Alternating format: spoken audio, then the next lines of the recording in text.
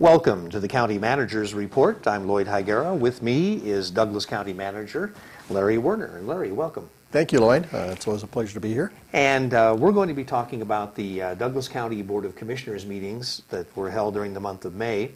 The first one in May was on May 5th. And at that meeting, commissioners did adopt, on the second reading, the Farmstead at Corley Ranch project. Now, they adopted the specific plan as a development plan for the 130 acres of property located on the Corley Ranch. So what are the next steps for this project?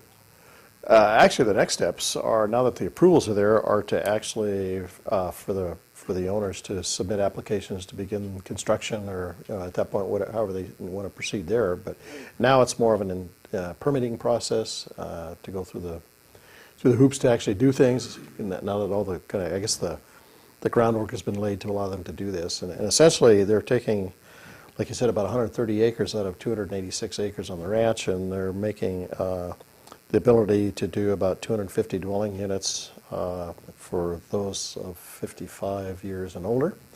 And they want to try to maintain about a 35-acre parcel within the ranch. It's kind of keep that as a working ranch, and then some community gardens, I guess, to do it, kind of a farm-to-table kind of approach. So it could be very interesting.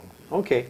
So they more or less have permission to do the project now with this action taken by the commissioners. And now it's, like you say, the incremental steps of getting all the permits to build the houses and build the gardens and build all the That's pieces correct. of it. Right. Now it's more normal permitting and construction process. Right. So they're kind of over the first hurdle, as it were. Yes. Yeah.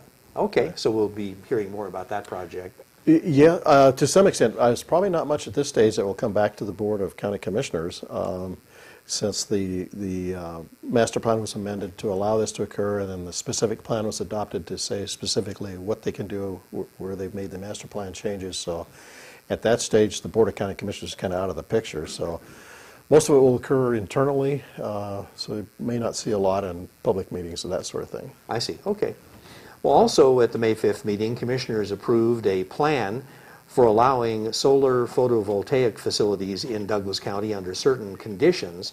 Can you explain some of those conditions? It's interesting, yes. It was quite a conversation, quite a process. But you're right, they did approve a plan, and it'll be coming back in subsequent meetings for first and second readings and ordinance change.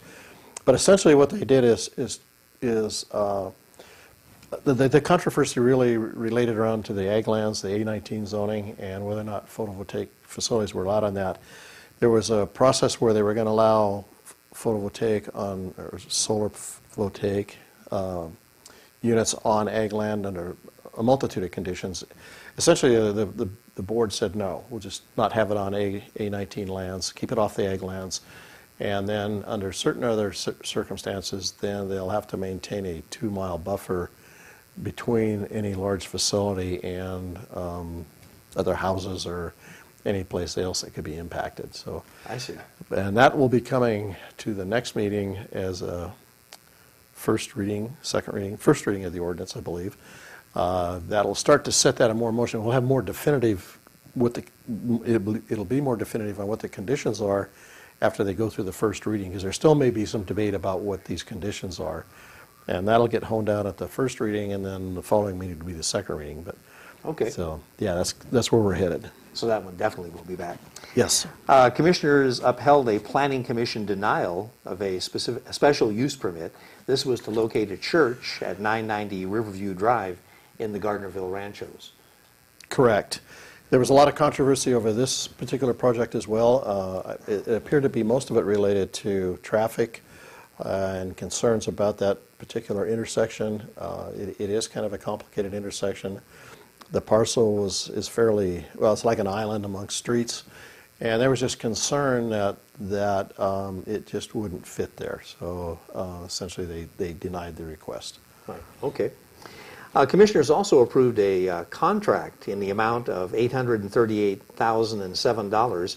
This is for a reconstruction project on Jacks Valley Road. Correct. This will go from the Jacks Valley School to Alpine View Estates. It's the first phase of multiple phases that ultimately will take it to the town of Genoa to reconstruct Jacks Valley Road. As a lot of the viewers are probably aware, that road's been in pretty tough shape with the construction of the water line. It's been going down there, temporary patches. It's been kind of a mess. But ultimately, when that pipeline project is finished, then they'll come back through and reconstruct the entire roadway, allow better travel service, allow room for bike lanes, that sort of thing. So it should be a nice project. When do you think that might get done? Would that be in this building season, or would it take a couple of building seasons? We're hoping it'll be this building season. It got a little bit of a delayed start, but we still think it'll be finished this year, Okay. is the goal. Okay, excellent. And commissioners also accepted the Government Finance Officers Association's Distinguished Budget Award for 2015-2016. So this is your chance to take a bow. Yeah, and the finance department. They've done an excellent job. And essentially, there's a set of guidelines that are set by the Government Finance Officers Association that your budget must be presented in a way that provides the message, the goals. You essentially can read the budget and get a sense of what it is that the county is attempting to accomplish through the budget process. So this is, I think the county's had about 19 of these awards. I think they've done a good job on budgeting, even though sometimes it doesn't seem like it. But essentially, it produces a document that is more of it's almost like a master plan on finances. I notice as the years go by, the actual award they get gets bigger and bigger all the time. I hadn't And noticed harder that for lately. them to pick up and hold. It started out with a little plaque. But I think actually Christine said that they've got a big plaque now, and they're going to go to the little. I think so. For yearly each year you updates. get it. Yes, yes, yeah. Well, that pretty much covers the May 5th meeting of the Board of Commissioners. Let's move on to May 19 up at Lake Tahoe. We had a little bit of a late start to that meeting because of Amgen, Right. the ladies' race, and that did tie up the traffic. Did you get stuck in any of that traffic? Or? No, actually, I kind of stayed away from the intersection of Kingsbury Grade and 50. I kind of ducked in behind the Kale Park area up there, but Yeah. I got there okay. Same thing I did. Yeah. Yeah, it wasn't too bad for us to be able to get to that center, but if you wanted to go down into the casino core or something, it was a little more difficult. I expect, yes. But it didn't last very long. I mean, the riders went by all pretty quick. So on May 19th, at that meeting, commissioners did approve proposed language regarding the November 2016 Douglas County Fuel Revenue Indexing ballot question. And then also associated with that was they decided to continue the appointment of ballot committee members to write the pros and cons for this measure. It probably would be a good idea maybe to, as best you can, explain that again, because I know people are really confused about what does this all mean. The fuel indexing really relates to the cost of construction. As the current fuel tax in Nevada said, it's a certain cents, 3 cents, 5 cents, 9 cents per gallon of gas. And when it was initially instituted, that money bought quite a bit of asphalt and road construction. But as the price of construction through the petroleum price indexing kept getting higher and higher, that money did not go as far as maintaining roadways. So what this would do is index the cents per gallons to the construction index, so the two would kind of travel together. As the cost of construction went up, then the indexing would allow the revenue generated from that to go up. So you could kind of maintain a constant level of maintenance on the roadways. The measure as provided by state law allows the indexing to occur every year up to a 10-year period, and then at the end of 10 years it would have to be reapproved by the voters if it gets approved this first go-around. So there's a constant reaffirmation of do we want to do that. And then it's also limited by the amount it can go up, and it's a really strange formula, but we decided to go with a fixed maximum amount so that it's clear how high it can go, even though our fixed maximum amount is lower than what the percentage of index may allow. But we felt it was clear to the voters as to what they were actually going to be voting on. And in our case, it would be a maximum of 3 cents per gallon per year if the indexing goes up that high, but it would not exceed that amount. So people are going to be asked on the ballot, do they want to go to indexing? That's the question, yes, no? That's correct. It's a yes, no, and then it goes through the process in front of the Board of County Commissioners as to actually impose it. I see. So there's another step left. If it gets approved in November, then there will still be activity in front of the Board of County Commissioners, and I believe that's annually, to whether or not they're going to actually raise the index itself, or I see. impose it, I guess I should say. And then the other part about appointing people to a ballot committee, they put that off. But time is kind of getting It's getting critical. very tight, yeah. And the reason it got put off is that for a long time we had no interest, either on the pro side of the question or the con side of the question. And then we had an individual, Jim Slade actually put his name in to write the con portion of it, but we didn't have anybody at that point to write the pro side of it. And the way the law reads, you have to have a committee on each side Right. to go forward, or the district attorney and the county clerk have to write the question. At the meeting at the lake, we actually found out that there were people that were interested in writing on the pro side. So instead of taking it to the district attorney, we are bringing it back to the county commissioners to actually appoint the committee. It's Jim Slade on the con side, and I believe the person's name is Dan Ray out of Genoa. I may have that name wrong, and I apologize. And then there's two individuals that Terry Burns and Bobby Thompson want to write the pro side. Okay. So now we have a committee, so we'll let them do it. And then the way that works in the time frame is that each one writes their response to the question, and then it gets shipped to the other committees to write a rebuttal to that.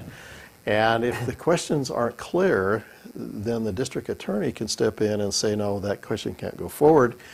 And in which case, then it goes to the district judge to decide whether it's the original question or the modified question is the one that goes on the ballot. So that was the reason for trying to get these done out a little earlier, because it is quite of a time frame to go through to get there. So kind of a confusing process, but we still have time to get it all done and still go through all the steps that are legally required. Okay, we'll see that on the November ballot. Correct. Yeah. Okay.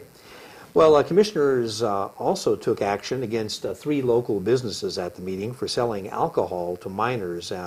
There were 2 businesses that had second offense and 1 with a third offense. And what actually happens when they have a second offense and a third offense as far as the punitive measures? It's pretty straightforward, and we'll set out in the kind of a policy and procedure adopted by the Liquor Board, which is the Board of County Commissioners plus the sheriff, to set out what will happen in those circumstances. And on the second failure of a compliance test, then the owner of the business is brought before the Board of County Commissioners, and the situation is reviewed, and the sheriff makes a recommendation per the policy, which in the second offense is usually that within 30 days, all the employees that are involved with any portion of the liquor sales have to go back and get retrained within that 30-day period on how to check IDs, how to go through the whole process. And ultimately, the bottom line is how to understand that they don't have to sell alcohol. If there's an issue there and any kind of question there, then they're advised, don't make that sale. Sure. And then on the third offense, there's actually then the retraining is required again, regardless of how recently the employees have got it. And there's a mandatory 7-day suspension of sale of alcohol, Wow. which in some cases can be a pretty significant financial impact. Sure. But that way, I think the message really gets out is we don't want to see first, second, or third offenses. Right. Is there such thing as a fourth offense? Or? I think on a fourth offense, I haven't read the policy, but I think at that point it's pretty much closure and a revocation of the liquor license. Liquor license, yes. Wow. Yeah. Because at that point it's gotten pretty serious. Yeah. And that's checked fairly regularly too, isn't it? I mean, they send young people into the sheriff's office has a program. Yes, yeah, and I'm not exactly sure how often it works here, but I believe there are places being checked every year, and I don't know if it's once a year, once every 2 years, but I do know that if there's a non-compliance on one compliance check, then in probably a fairly short period of time, 3 to 6 months, there will be another check. I see. And maybe a little bit longer, maybe depending on the nature, but the idea is that if it's happened once, they want to make sure it's fixed. Yeah, exactly. Okay.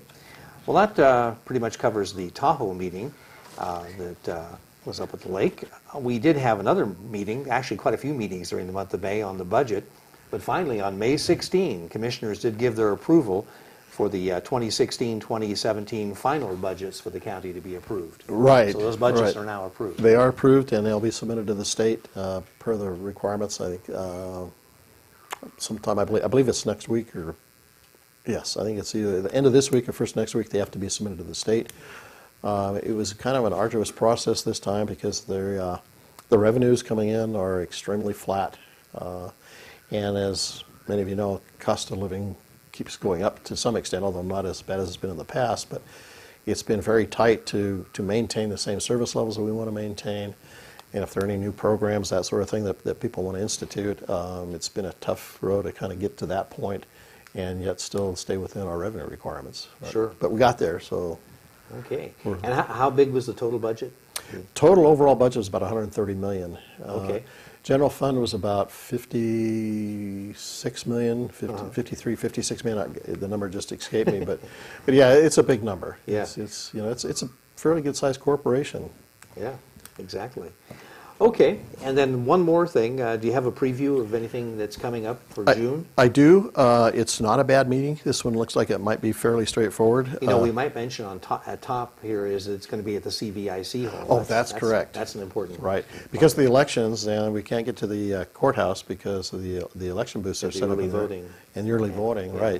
right. So we will be meeting at the CVIC hall. Again, it won't be live streamed, but we'll have recordings on it, posted later, I believe. Right. So. I think a couple of the big ones, there's a lot of stuff on consent, and most of that's pretty routine. Not a lot of controversy on that. Shouldn't be any. And then we get to the administrative agenda. I think one of the first ones that we want to talk about is that we're going to do a report on the actions and the activity at the senior center and the community center. That's been a fairly high topic of conversation amongst the candidates for Board of County Commissioners. We thought we really haven't reported what's been going on there as far as number of meals served, clientele, programs. So we thought it would make sense to actually kind of report on that. So we may do that on a more regular basis. So that'll be a presentation only. Sounds like a good idea. I think so, yes. And then there'll be a presentation on some trails and economic vitality, and then we'll have a presentation about how we do the road rating as to the condition. A lot of discussion over the past few months about the condition of the roadways and what they call the PCI, which is the Pavement Condition Index. So there's going to be a presentation made by the company, or actually through the University of Nevada, on how that works and what does that really mean. So when we start using those terms, people that will watch this presentation will have a better understanding how that works. Controversial-wise, I think the only one that possibly could come up again is Sierra Country Estates, and this is actually to introduce the ordinance setting the rates as based on the policy that was adopted several meetings ago about how do we want to do that. So. Okay. Essentially, we're going to reflect the same water rates that we do for the rest of the valley water systems and try to move that particular water system forward. And that'll be the first meeting in June. That's June. What June it's on the bottom 2nd. of the page there. I couldn't quite read it. June 2nd. Yeah, June 2nd. Yes. And that'll be at the CVIC hall. Correct. Yeah. Okay. Very good. And that pretty well takes care of our county manager's report. I want to thank you for all the information you shared here. I'm Lloyd Higuera for County Manager Larry Werner, and we'll see you next time right here on the County Manager's Report.